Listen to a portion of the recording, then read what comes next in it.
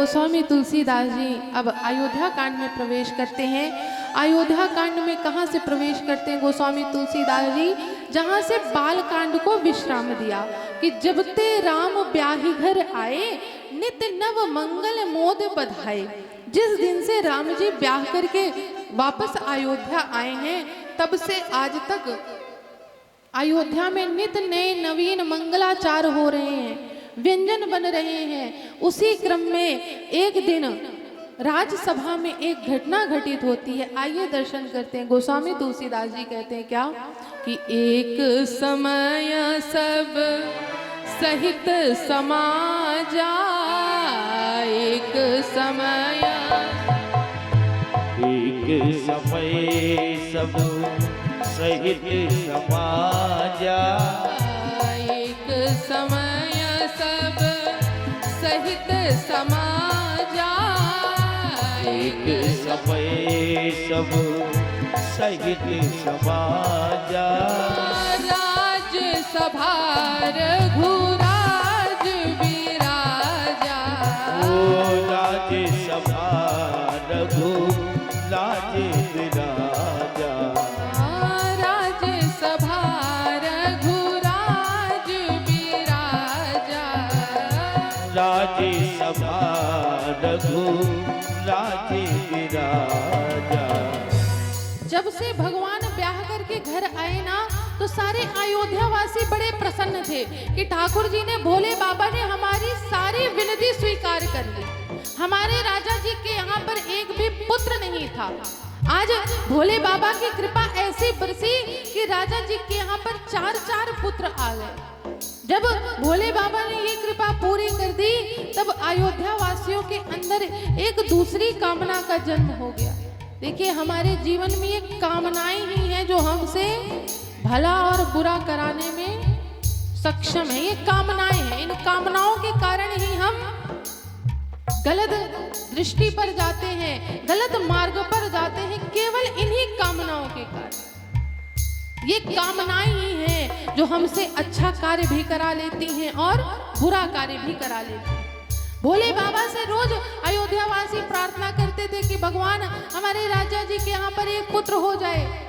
जब एक नहीं 4 पुत्र हुए, अयोध्या वासियों के अंदर दूसरी कामना का जन्म हो गया कि महाराज 4 पुत्र तो हो गए, अब भोले बाबा ऐसी कृपा कर दे कि ये जो इनकी पुत्र वधुएं आए ना, ये भी बड़ी अच्छी आए, बड़ी अच्छी जगह विवाह हो जाए।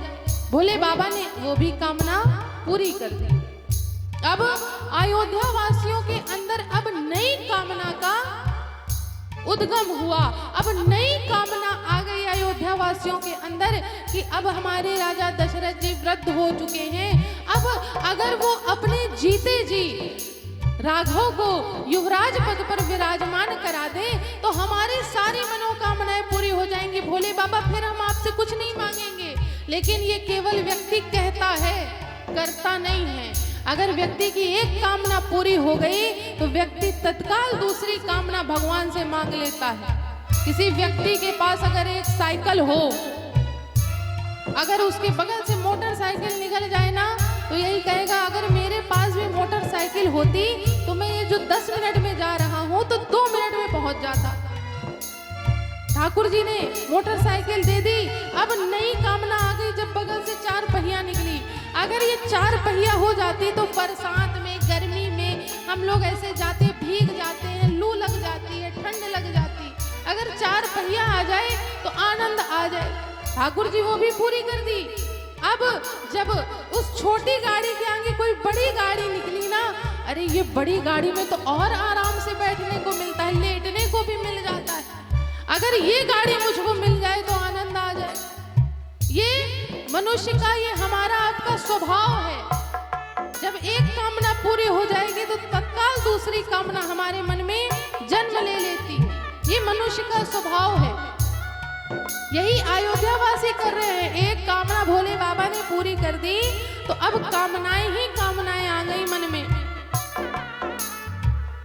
जैसे ही अयोध्या वासियों ने ये कामना मन ही मन में करी, उसी समय पर राजसभा में एक घटना घटित हुई। पूरी राजसभा लगी हुई थी। उसी समय पर राजा दशरथ जी सारे मंत्रिमंडल के के साथ उस सभा में विराजमान थे और उस सभा में एक घटना घटित होती है। क्या? राउ स्वभाव मुकुर कर लीन्हा, राउ स्वभाव मुकुर कर लीन्हा, वदन विलोकी मुकुट सम कीन्हा, बदन विलोकी मुकुट सम कीन्हा, वदन विलोकी मुकुट सम कीन्हा, बदन विलोकी मुकुट सम कीन्हा।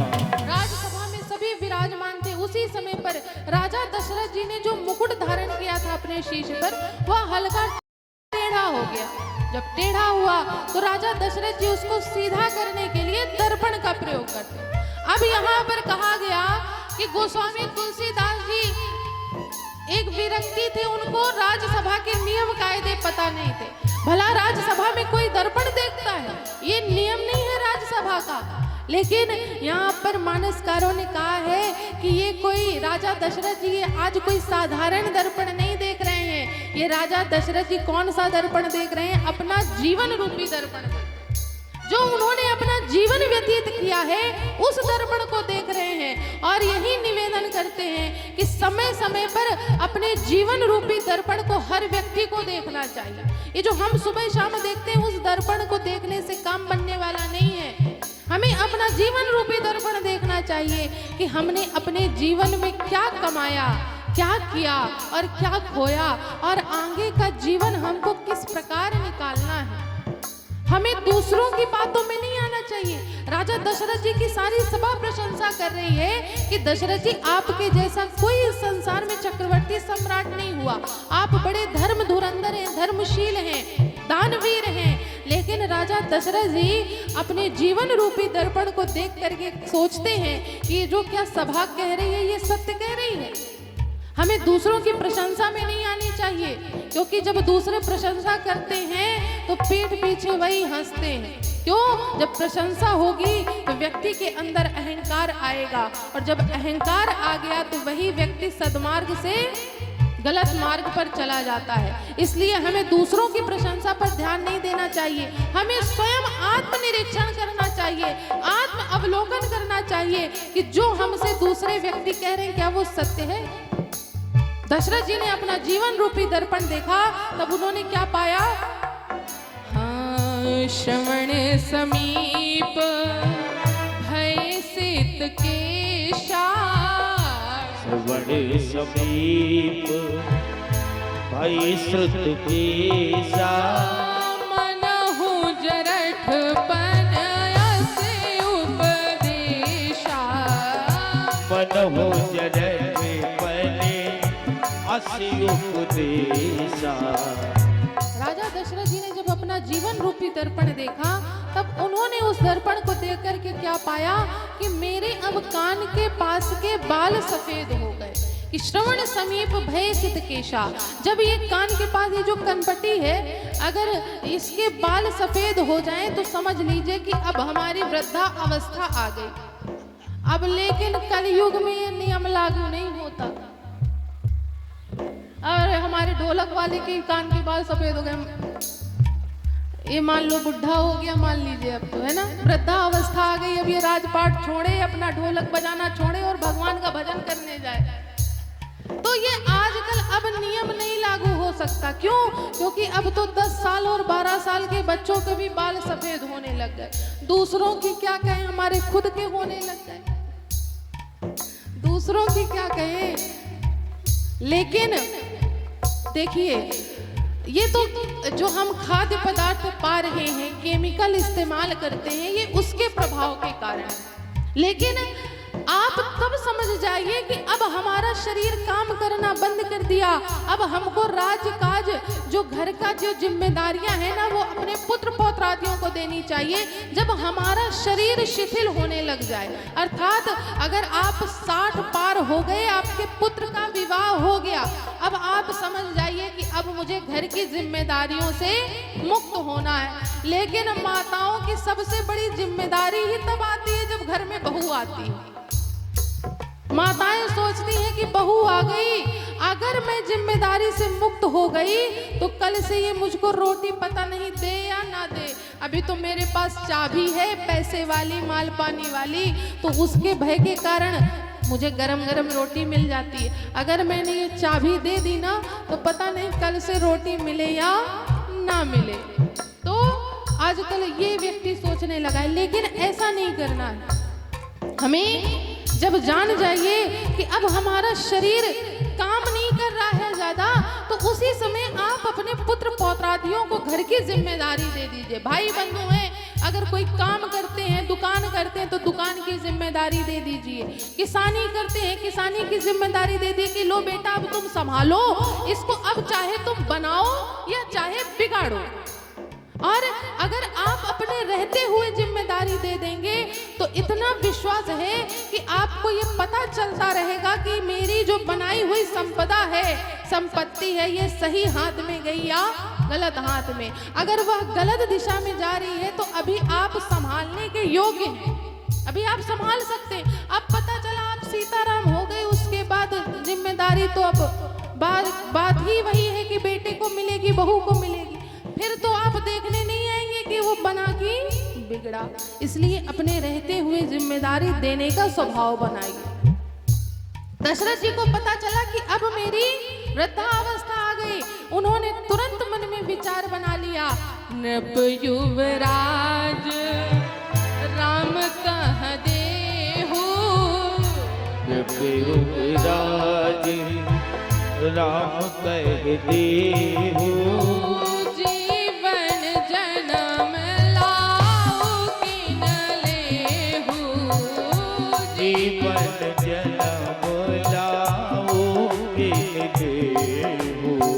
दशरथ जी ने मन में तुरंत विचार बनाया कि अब मैं देर नहीं करूंगा, वैसे भी विलंब हो गया, अब मैं तत्काल राम को युवराज पद पर बैठाऊंगा।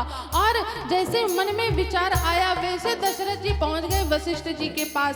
वशिष्ठ जी के पास पहुंचे और उन्होंने कहा कि नाथ अब मुझे समझ में आ गया। वशिष्ठ जी ने पूछा क्या समझ में आया राजन? कि महाराज अब मेरी जिम्मेदारी छोड़ने का समय आ गया और मैं अब अपनी सारी जिम्मेदारी अर्थात अपना ये अयोध्या का राज्य मैं अब राम को देना चाहता हूँ, उसको युवराज पद पर बैठाना चाहता हूँ।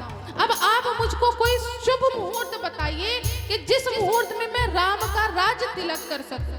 जैसे ही दशरथ जी ने वशिष्ठ जी से पूछा तो वशिष्ठ जी ने कहा कि राजन आप किसके लिए शुभ मुहूर्त पूछ रहे हैं? भयऊ तुम्हार तनय सोई स्वामी, भयऊ तुम्हारी तनय सोई स्वामी, राम पुनीत प्रेम अनुगामी, राम पुनीत प्रेम अनुगामी, राम पुनीत प्रेम अनुगामी, ओ राम पुनीत प्रेम अनुगामी। वशिष्ठ जी ने कहा कि आप किसके लिए शुभ मुहूर्त पूछ रहे हैं राजा? जो सारे जगत का स्वामी है, जिसके कारण ये शुभ और अशुभ मुहूर्त होते हैं, आप उसके लिए शुभ मुहूर्त विचारवा रहे हैं। मैं कहता हूँ राजन, जिस समय, जिस क्षण, जिस मुहूर्त में राम राज गद्दी पर बैठेंगे, वही समय, वही तिथि, वही मुहूर्त शुभ कहलाएगी। शुभ मुहूर्त ही वही होगा जब राम राज गद्दी पर बैठेंगे। आप अविलंब जाइए और राम को युवराज पद पर बैठाने की तैयारी करिए, अविलंब करिए महाराज। दशरथ जी ने सोचा कि इतना बड़ा आयोजन है, आज नहीं मैं कल करूंगा, सारी सभा को बुलाऊंगा, साज सज्जा होगी, तब तो जाकर के युवराज पद पर राम को बैठाऊंगा। वशिष्ठ जी ने यहाँ पर राजा दशरथ जी को बड़ा संकेत दिया कि राजन आज ही आप राम को बैठाइए, लेकिन दशरथ जी ने मन में विचार कर लिया कि मैं आज नहीं बैठाऊंगा, मैं कल बैठाऊंगा। वशिष्ठ जी ने बड़ी चतुराई करी कि आज अगर राम राज गद्दी पर बैठ गए तो कल जो होने वाला है वो नहीं होगा और हम सबको 14 वर्षों का इंतजार नहीं करना पड़ेगा।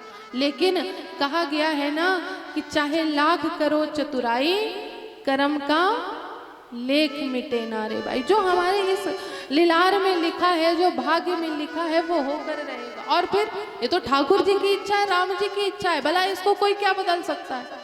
वशिष्ठ जी ने बदलने का प्रयास तो किया लेकिन बदल नहीं पाए। अंततः परिणाम स्वरूप जब कल पर बात चली गई, तब उसी समय पर जब अयोध्या वालों को पता चला कि कल राम राज गद्दी पर बैठेंगे, सारे अयोध्यावासी प्रसन्न हैं, लेकिन केवल एक प्रसन्न नहीं है। कौन? मंथरा। ये मंथरा कौन है?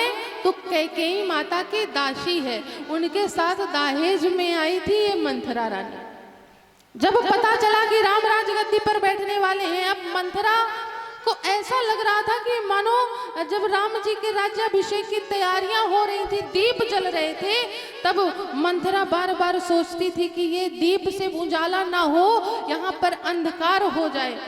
जब राम जी की जय घोष लगे तो मंथरा को ऐसा लगता था कि जैसे जाने क्या हो गया। मंथरा कान बंद कर लेती थी अपने कि मुझको ये सुनाई ना दे। जब मंथरा को ये बात पता चली, वो दौड़ी दौड़ी गई कैकेयी माता के पास। अच्छा, ये मंथरा स्वयं से नहीं गई है, मंथरा अपने मन से नहीं गई, मंथरा को भेजा गया है। किसने भेजा? तो ये माता सरस्वती ने उसकी मति पर विराजमान हो गई। जब राम जी के राज्याभिषेक की खबर सारी सृष्टि में पता चली तो सारे देवता भयभीत हो गए कि अगर राम जी राजगद्दी पर बैठ जाएंगे तो रावण का संहार कौन करेगा? वो तो राज सिंहासन पर बैठ गए, राज्य चलाएंगे तो रावण कैसे मरेगा, जिसके लिए भगवान का प्रादुर्भाव हुआ है। अब सारे देवता सरस्वती जी के पास पहुंचे कि देवी आप ही इसमें हमारी सहायता कर सकती हैं। कहें मैं कैसे करूं देव?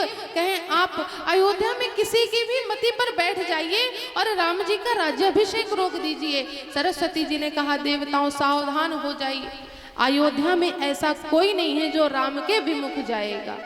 ऐसा कोई व्यक्ति अयोध्या का नहीं होगा जो राम को राजगद्दी पर ना बैठने दे।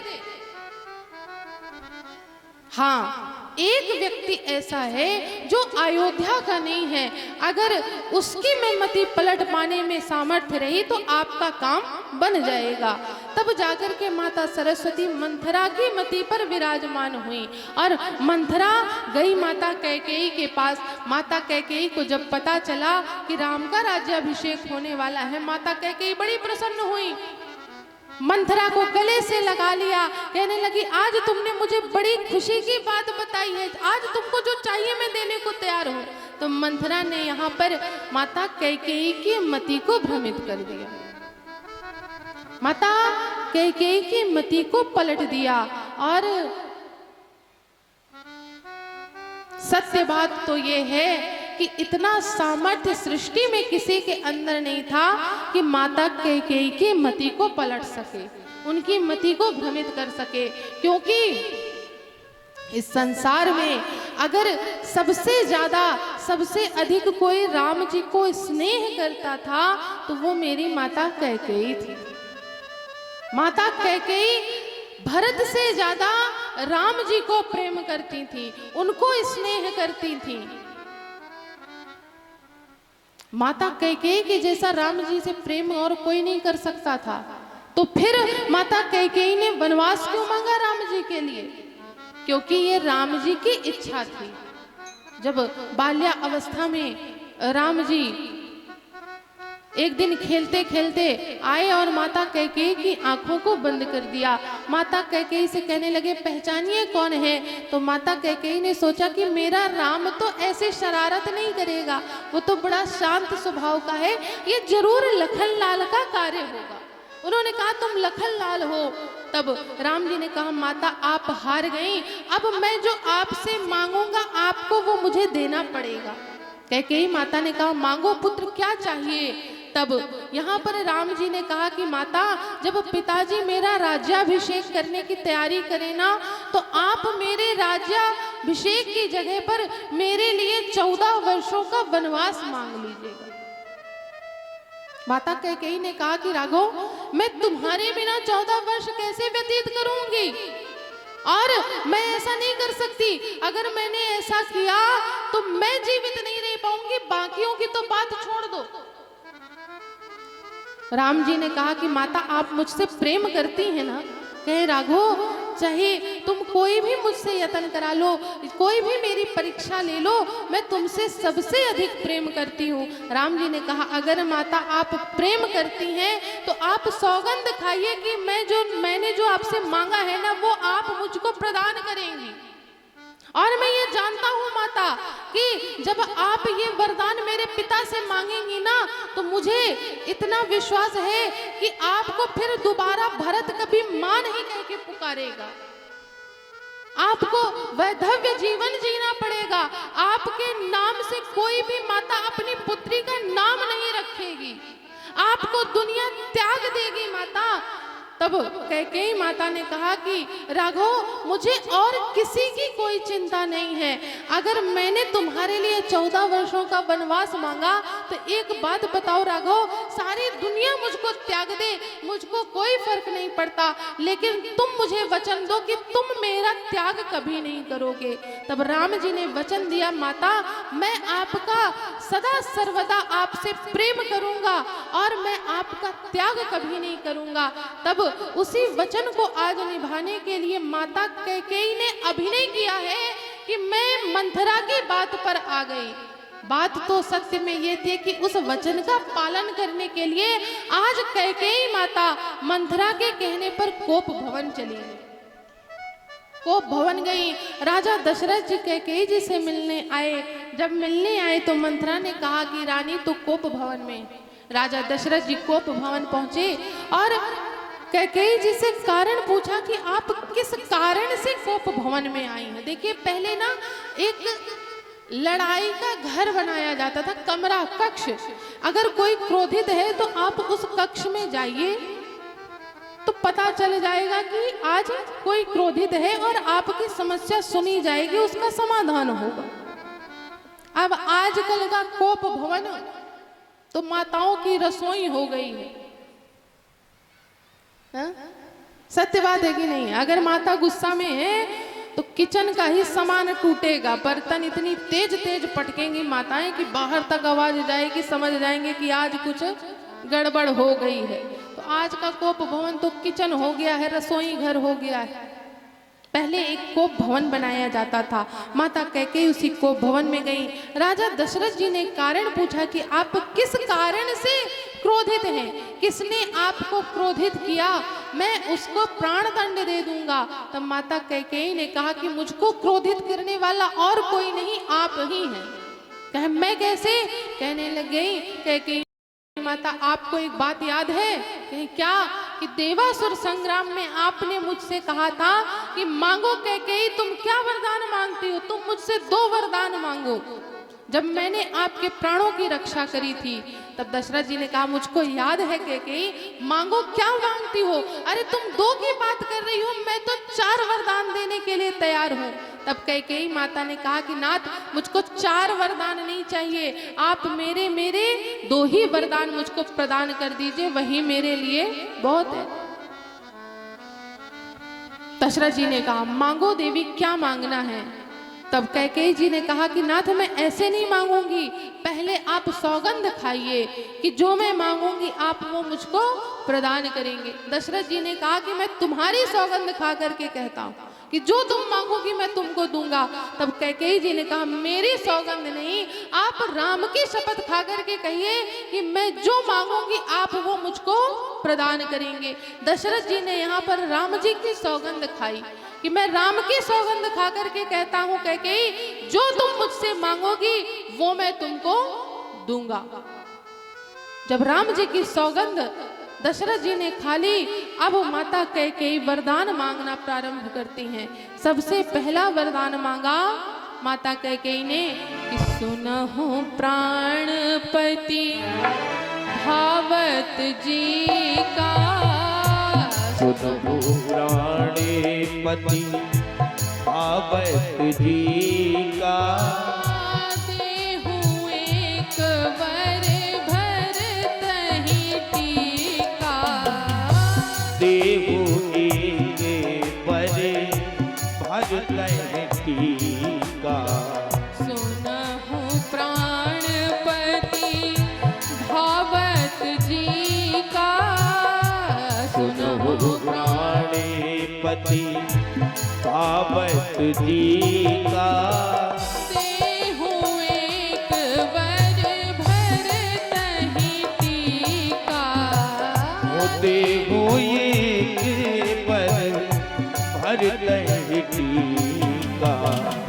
माता कैकेयी कहती है कि मेरा पहला वरदान है नाथ, ये जो आप कल राम का राज्य तिलक करने जा रहे हैं, ये राम का ना करके मेरे पुत्र भरत का आप टीका करिए।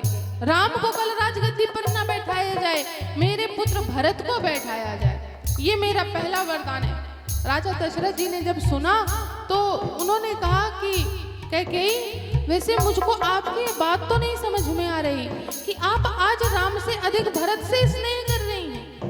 आपका भी तो मन था कि राम राजगद्दी पर बैठे, फिर आज आपका मन कैसे परिवर्तित हो गया, हृदय कैसे परिवर्तित हो गया? आप राम की जगह भरत का टीका कैसे मांग रही हैं? कैकेयी माता ने कहा कि ये मेरी इच्छा है स्वामी, कैसे मांग रही हूँ, क्यों मांग रही हूँ ये मत पूछिए, ये तो मेरी इच्छा है, वो मुझको आप प्रदान करिए। दशरथ जी ने कहा कि ठीक है रानी, वैसे भी मेरे राम को राज्य की कोई लालसा नहीं है, वो तो प्रसन्नता से भरत को राजगद्दी पर बैठाएगा, मैं आपको ये दे दूंगा। तब कैकेयी जी ने कहा कि अब मेरा दूसरा वरदान सुनिए।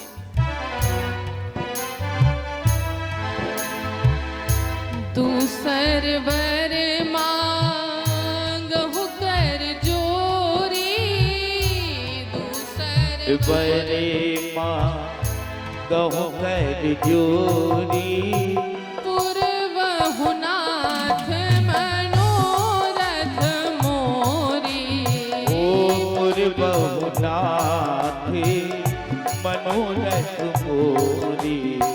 माता कैकेयी दशरथ जी से कहती है कि नाथ, मैं आपसे हाथ जोड़ करके मांग रही हूँ, क्योंकि कैकेयी जी भी जानती है कि अब जो मैं मांगने वाली हूँ वो राजा को देना असंभव कार्य है, वो राजा जी सहन नहीं कर पाएंगे, वो राजा जी मुझको दे ही नहीं पाएंगे।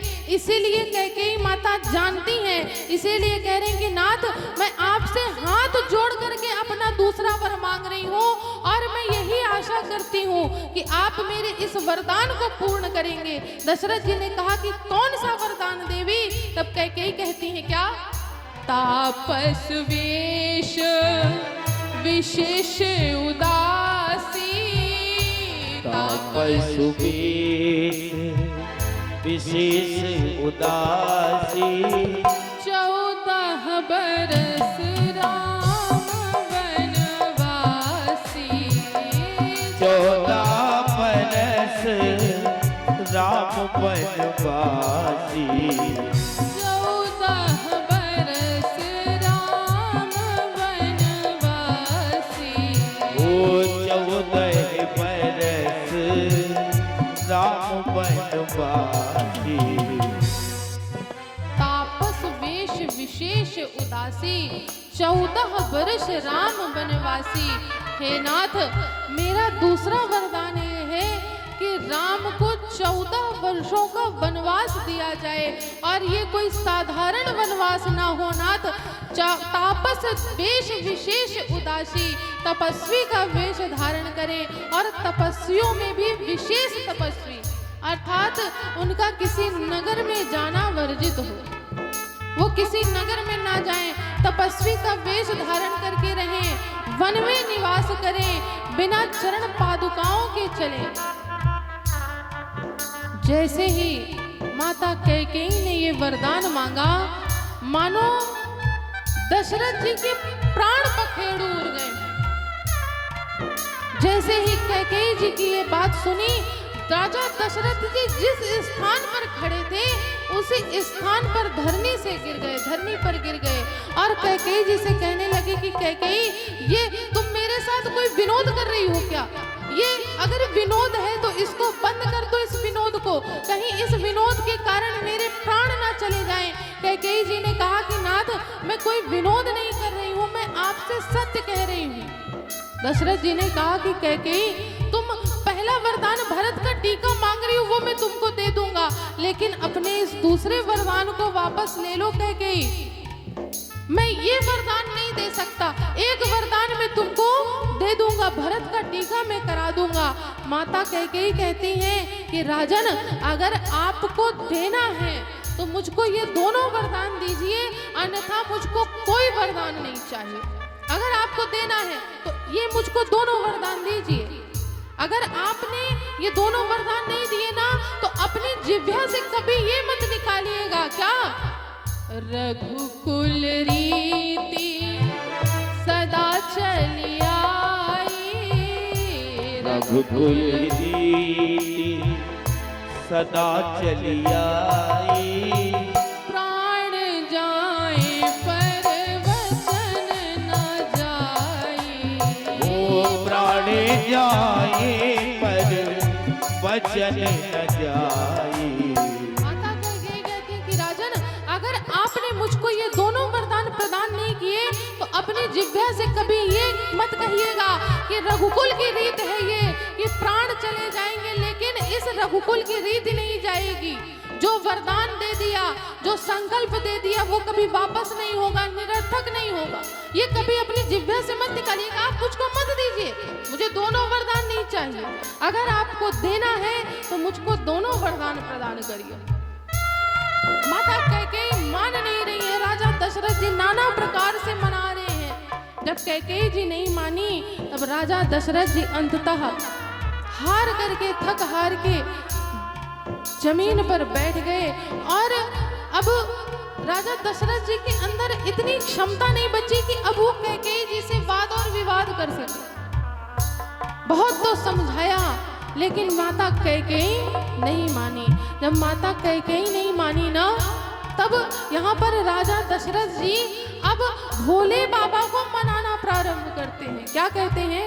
सुमिर महेश ही कहानी हो रे, सुनिए महेश कहानी हो री, सुमिर महेश ही कहानी हो रे, सुमिर महेश ही कहानी हो री, विनती सुनहु सदा शिव मोरी, विनती सुनहु सदा शिव मोरी, विनती सुनहु सदा शिव मोरी, वो विनती सुनहु सदा शिव मोरी। जब रानी कैकेयी नहीं मानी तो राजा दशरथ जी ना मन ही मन में भोले बाबा को मनाने लग गए, उनसे प्रार्थना करने लग गए, उनको आवाज लगाने लग गए, पुकार करने लग गए कि हे भोलेनाथ, मेरी प्रार्थना स्वीकार करिए, मुझ पर कृपा करिए। तब भोले बाबा कैलाश पर्वत पर विराजमान थे। जब दशरथ जी ने उनको पुकारा ना तो अविलंब भोले बाबा दशरथ जी के सामने आ गए। अच्छा, जो भोले बाबा दशरथ जी के सामने आए ना तो और किसी ने उनको नहीं देखा, केवल दशरथ जी ही देख रहे हैं कि भोले बाबा मेरे सामने खड़े हुए। उसी कक्ष में माता कैकेयी भी विराजमान है, लेकिन उनको नहीं पता चला कि भोले बाबा यहाँ पर आ गए हैं। ये केवल दशरथ जी को पता है, उनके सामने भोले बाबा आ गए। अच्छा, इस बात का प्रमाण कैसे मिले? तो गोस्वामी तुलसीदास जी उसके आगे कहते हैं क्या? आशुतोष तुम अवघड़ दानी, आशुतोष तुम अवघड़ दानी, आरती हरऊ दीन जन जानी,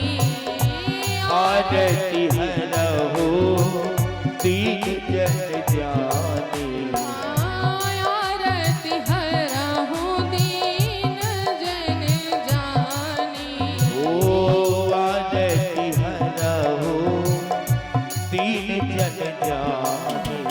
जैसे ही दशरथ जी ने भोले बाबा को याद किया ना, भोले बाबा सामने आ गए।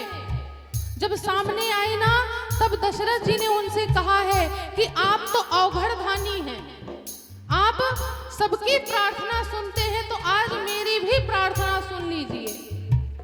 किसी ने कहा कि क्या दशरथ जी को विवेक नहीं था बोलने का? भला जो परम ब्रह्म है, भोलेनाथ सरकार है, उनको क्या कोई तुमसे संबोधित करता है कि आशुतोष तुम अवघड़दानी? तुमसे कोई संबोधन देता है क्या? अगर भोले बाबा आते तो आपका संबोधन दिया जाता। तब किसी संत ने कहा कि एक बात सदैव याद रखना, जब व्यक्ति अपने विवेक में नहीं होता तो वो सब कुछ भूल जाता है कि वो क्या शब्द का प्रयोग कर रहा है। जब उसके साथ ऐसा कुछ घटित होता है तो उसके अंदर सोचने और समझने की क्षमता छीण हो जाती है। फिर वो संबोधन नहीं देखता कि तुम बोल रहा हो कि मैं आप बोल रहा हूं। इसलिए यहाँ पर दशरथ जी अभी सोचने और समझने की स्थिति परिस्थिति में नहीं है। वो तो भोले बाबा से कह रहे हैं कि अब आप ही मेरी प्रार्थना स्वीकार करिए, अब आप ही ये काम कर सकते हैं और कोई ये काम नहीं कर सकता। भोले बाबा ने कहा कि दशरथ जी आप क्या मांगना चाहते हैं? तब दशरथ जी ने कहा कि नाथ, मैं यही मांगना चाहता हूँ कि जो पुत्र राम मेरा सदैव आज्ञा का मेरी पालन करता है, आज मैं आपसे ये मांगता हूँ कि आज मेरा पुत्र राम मेरी आज्ञा का पालन ना करे और वह वन ना जाए, मुझसे युद्ध कर ले और मुझे युद्ध में धराशाही कर दे, मुझे प्राण दंड दे दे, लेकिन वह वन में ना जाए। नाथ, आपसे यही प्रार्थना है कि आज मेरा पुत्र मेरी बात ना माने। देखिए, ये पहला ही कोई सृष्टि का पिता होगा जो भगवान से प्रार्थना कर रहा है कि मेरा पुत्र मेरी बात ना माने।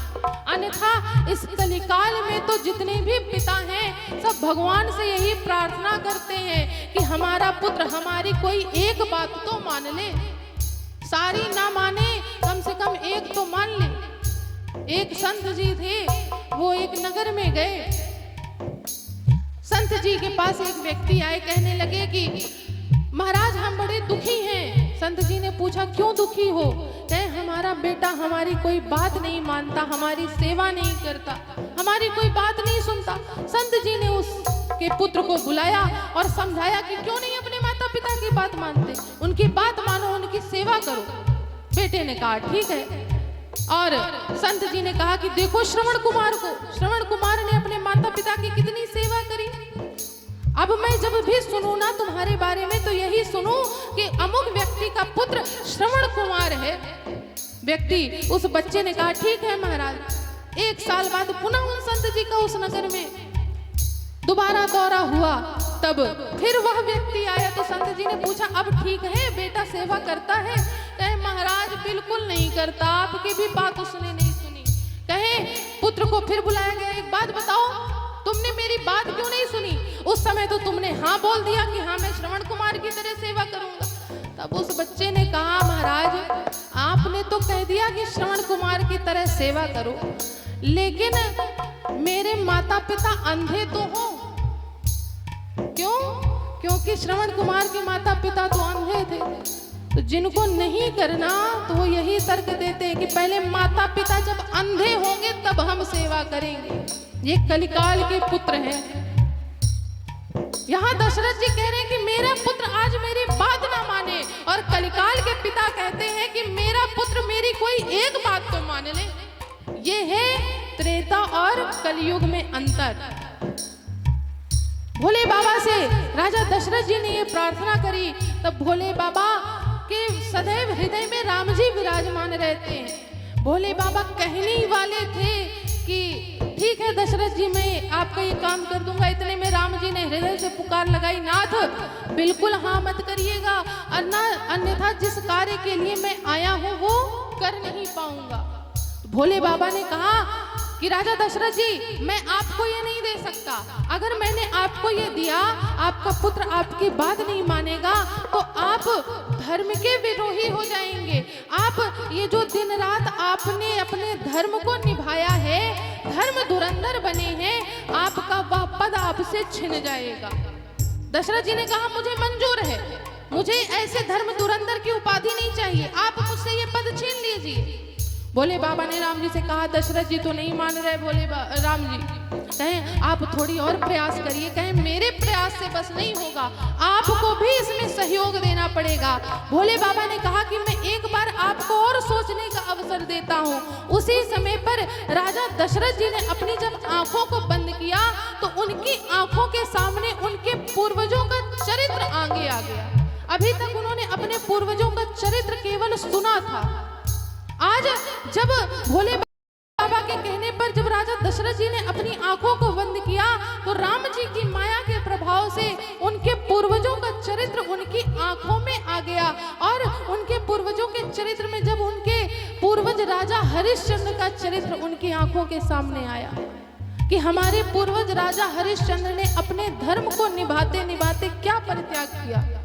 जब राजा दशरथ जी से विश्वामित्र जी ने उनका राज्यपाट छीन लिया, राज्यपाट छीनने के बाद अब विश्वामित्र जी ने कहा कि अब मेरी दक्षिणा आप मुझको दीजिए।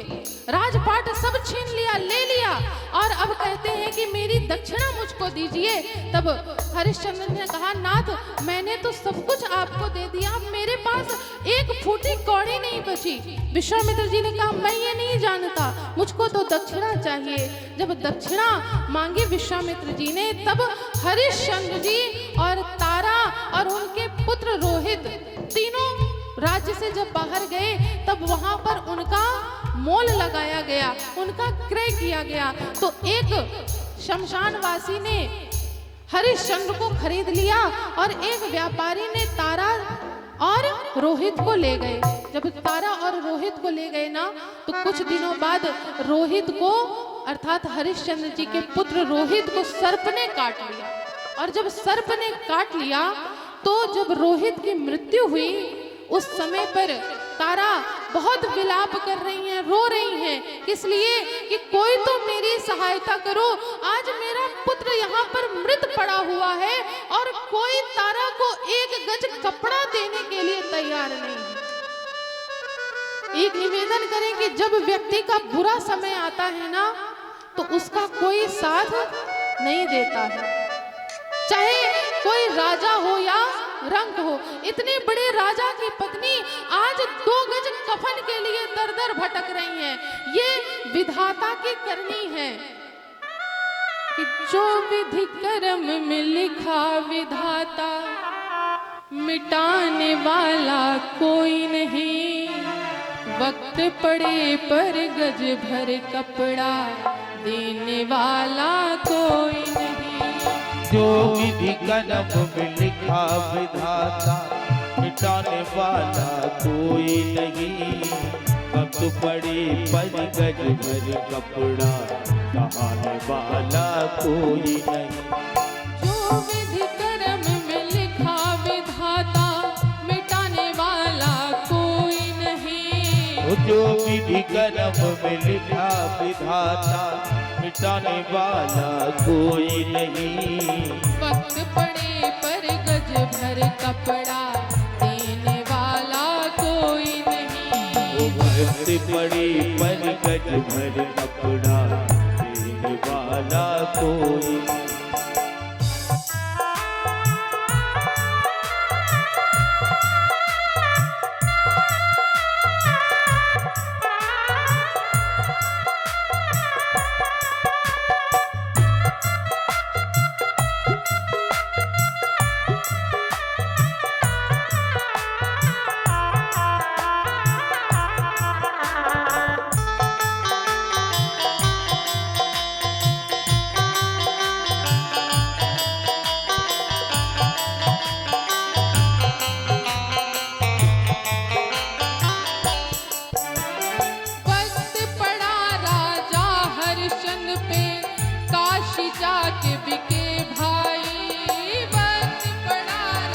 हरिश्चंद्र पे काशी जाए बिके भारी।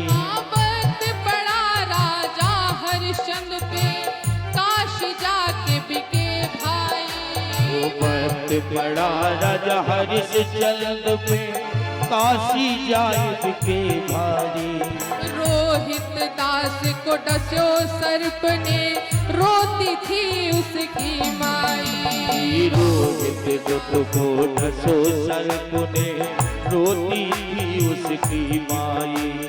रोहित दास को डस्यो सर्प ने, रोती थी उसकी माई। रोहित दत्त को डसो सर्प ने, रोती थी उसकी माई।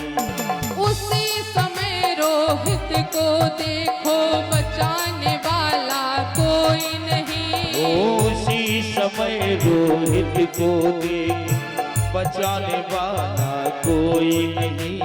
वक्त पड़े पर गज भर कपड़ा देने वाला कोई नहीं। वक्त पड़े पर गज भर कपड़ा देने वाला कोई नहीं। वक्त पड़े पर गज भर कपड़ा देने वाला कोई नहीं।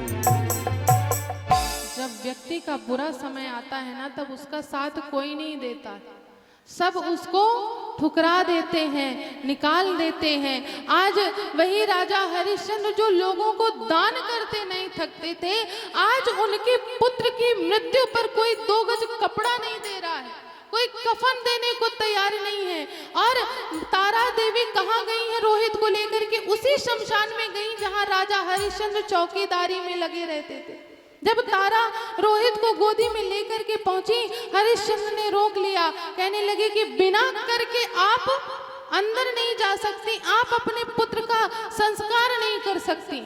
तारा ने कहा कि नाथ, आप क्या सब कुछ भूल गए कि मैं आपकी पत्नी हूँ, ये आपका पुत्र है। आज आपका पुत्र मर गया, इस संसार में नहीं रहा और आपको करके पड़ी है। हरिश्चंद्र ने कहा कि ये मेरा धर्म है, ये मुझको कार्य मिला है कि इस शमशान में जो भी संस्कार कराने के लिए आए सबसे कर लेना है, और उसी धर्म के कारण मैं आपसे भी उस कर को मांग रहा हूं। जब तक आप कर नहीं देंगे तब तक मैं आपको भीतर नहीं जाने दूंगा। तब रोहित की माता तारा ने अपनी साड़ी का आंचल कर के रूप में दिया है। देखिए, ये है धर्म कि किसी भी स्थिति और किसी भी परिस्थिति में अपने धर्म को नहीं त्यागा हरिश्चंद्र जी ने। अंततः जब विश्वामित्र जी ने हरिश्चंद्र जी का ये व्यवहार देखा, धर्म के प्रति इतनी निष्ठा देखी, उसी समय पर विश्वामित्र जी प्रकट हुए और राजा हरिश्चंद्र जी को नाना प्रकार से सराहना करी और उनको उनका राज्य वापस किया और रोहित को भी जीवित कर दिया। ये है धर्म। राजा दशरथ जी की आगे जब हरिश्चंद्र जी का यह चित्र चलाना, तो दशरथ जी के अब मुख से आवाज नहीं निकली कि मेरे उन्हीं पूर्वजों ने अपने धर्म को, अपने वचन को निभाने के लिए अपने पुत्र तक के वो सगे नहीं हुए। आज मैं अपने उसी पुत्र के मोह में अपने धर्म का त्याग करने जा रहा हूं। भोले बाबा ने कहा कि दशरथ जी ध्यान से उठिए और बताइए। तब यहाँ पर दशरथ जी ने अपनी मौन स्वीकृति प्रदान करी, बोला नहीं है, मौन रहे। और जब व्यक्ति बोले ना और मौन रह जाए तो समझ लीजिए कि वो उस बात के लिए हाँ कर रहा है। यहाँ पर दशरथ जी ने जब मौन स्वीकृति प्रदान करी, तब भोले बाबा वहां से अंतर ध्यान हुए। राम जी को सुमंत जी लेने के लिए गए कि आपको माता कैकेयी ने, दशरथ जी ने याद किया है। जब भवन में आए, दशरथ जी की यह अवस्था देखी, राम जी ने कैकेयी माता से पूछा कि किस कारण से मेरे पिता की ये अवस्था हुई। तब कैकेयी माता ने सारी बात बताई कि राम, मैंने तुम्हारी जगह भरत का टीका मांगा है और तुम्हारे लिए 14 वर्षों का वनवास मांगा है। तब राम जी बड़े प्रसन्न हुए और कहने लगे इसमें दुखी होने वाली बात नहीं है, ये तो प्रसन्नता की बात है। राम जी दशरथ जी को नाना प्रकार से समझाते हैं और समझाने के बाद कैकेयी अम्बा से आज्ञा लेकर के कौशल्या अम्बा के कक्ष में आते हैं। कौशल्या अम्बा आरती की थाल सजा करके बैठी हैं। जैसे ही राम जी कक्ष में आए, माता कौशल्या ने राम जी का तिलक किया और उन्होंने नवीन वस्त्र राज तिलक के लिए बनवा के रखे थे। कहा कि राघव देखो, मैंने तुम्हारे लिए वस्त्र बनवाए हैं आज के अवसर के लिए, आज के उत्सव के लिए राम जी ने कहा माता एक बात बताइए, मैं बड़ा हूं कि भरत? कहें ये कौन सी नई बात है, ये तो सबको पता है कि तुम बड़े हो। कहे माता ये बताइए मैं बड़ा हूं तो धर्म क्या कहता है कि बड़ा राज्य किसको मिलना चाहिए, मुझे मिलना चाहिए कि मेरे भाई भरत को मिलना चाहिए? कौशल्या अम्बा कहते हैं कि धर्म तो यही कहता है कि बड़ा राज्य बड़े भाई को मिले। तब राम जी ने कहा कि माता आज मेरे पिता ने बहुत सुंदर न्याय किया है। कौशल्या अम्बा ने कहा कि क्या न्याय किया है? कहने लगे राम जी कि पिता दीन मोहि कानन राजू। अब माता ये बताइए कि अयोध्या का राज बड़ा है कि वन का राज्य बड़ा है? कौशल्या जी ने कहा वन का राज्य बड़ा है। कहे माता बस यहीं पर मेरे पिताजी ने न्याय संगत बात करी है, बड़े भाई को वन का राज प्रदान किया है और छोटे भाई भरत को अयोध्या का राज प्रदान किया। जैसे कौशल्या अम्बा ने ये बात सुनी तो पूछने लगी ये बताओ राघव, ये बात तुमसे पिताजी ने कही कि तुम्हारी माता कैकेयी ने कही? अगर पिता ने कही है तो मैं भी एक महारानी हूँ, मैं भी माता हूँ, मैं इस बात का खंडन करने का अधिकार रखती हूँ और तुमको मैं वन जाने से रोक सकती हूँ। लेकिन राघव अगर ये बात तुम्हारी माता कैकेयी ने कही है तो मैं कहती हूँ कि तुम अविलंब वन की ओर जाओ बिना किसी देर के। कौशल्या अम्बा की आज्ञा पाते ही उसी समय पर अम्बा के कक्ष में माता सीता का आगमन होता है। सीता जी कहती हैं कि नाथ मैं भी आपके साथ चलूंगी। राघव जी ने यहाँ पर सीता जी को बहुत समझाया। जब सीता जी नहीं मानी तब कौशल्या जी ने यहाँ पर सीता जी को जाने की अनुमति दी है और राम जी के साथ अब सीता जी भी वन जाने को तैयार हुई। उसी समय पर लक्ष्मण जी का आगमन होता है। कहने लगे भगवान भैया मैं भी आपके साथ चलूंगा वन। राम जी ने कहा कि यहाँ पर देखो ना भरत है ना शत्रुघ्न और पिताजी की स्थिति सही नहीं है लखन, तुम यहाँ पर रह करके पिताजी की देखभाल करना, माता की देखभाल करना। तब लक्ष्मण जी कहते हैं कि नाथ मेरा आपके अलावा और इस संसार में कोई नहीं है, मैंने तो जब से जाना है तब से मैंने आपको ही पिता माना है, मेरे लिए तो सदा सर्वदा आप ही पिता रहेंगे और माता सीता मेरी सदैव माता रहेंगी, मैं और किसी को नहीं जानता, मैं तो आपके साथ चलूंगा। लक्ष्मण जी के ये वचन सुन करके राम जी उनको मना नहीं कर पाए और उन्होंने कहा कि ठीक है लखन, अब तुम माता सुमित्रा से पहले आज्ञा लेकर के आओ। तब लक्ष्मण जी गए और सुमित्रा जी से कहते हैं कि माता मैं भगवान के साथ, मैं भैया के साथ वन को जाऊंगा। माता सुमित्रा ने यहाँ पर कहा कि लक्ष्मण तुम अविलंब जाओ, देर मत करना और एक बात याद रखना सदा, अपने भैया और भाभी की दिन और रात सेवा करना।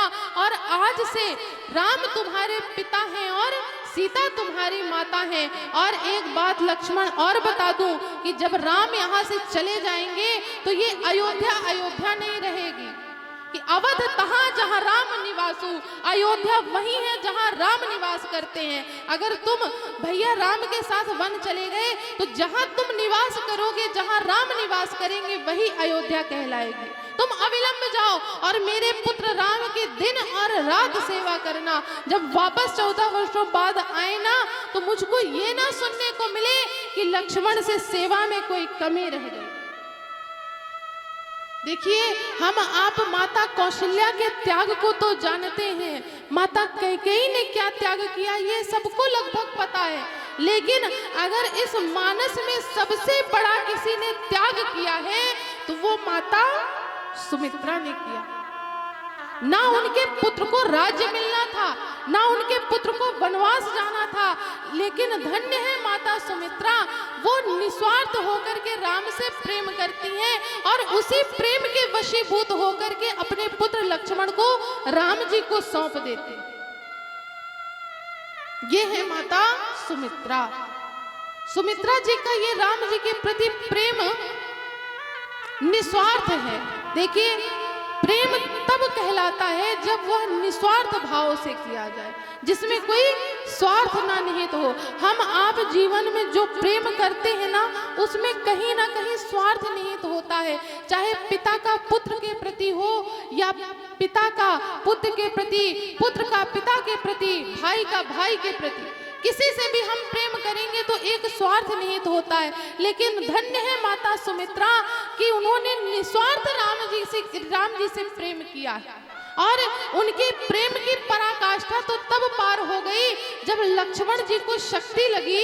हनुमान जी जब संजीवनी बूटी लेके जा रहे थे तब भरत जी ने जब हनुमान जी को बाण मारा, हनुमान जी जब धरनी पर गिरे ना, तब जब हनुमान जी ने सारी कथा सुनाई कि सीता जी का हरण हो गया है और लखन लाल को शक्ति लगी है, तब सुमित्रा जी ने कहा हनुमान तुम चिंता मत करो, राम से कह देना कि अगर लक्ष्मण के प्राण चले गए ना तो मेरा एक पुत्र और है।